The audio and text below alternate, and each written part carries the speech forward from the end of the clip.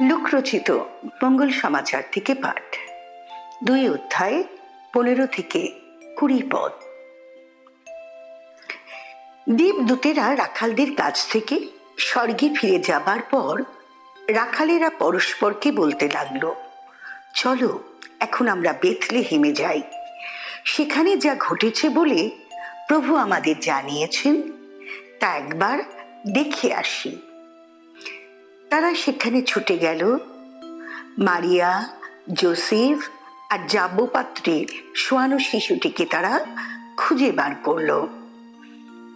তারা যখন শিশুটিকে দেখল তখন এই শিশুর সম্বন্ধে তাদের যা যা বলা হয়েছে তারা তা জানিয়ে দিল। এই রাখালদের কথা যারা শুনল তারা সকলেই অবাক হয়ে গেল।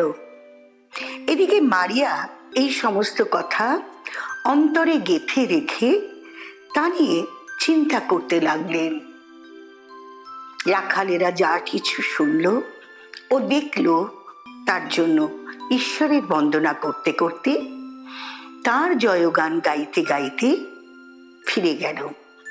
তাদের যেমনটি বলা হয়েছিল সব কিছু ঠিক সেইভাবেই ঘটেছিল। প্রভুর বাণী।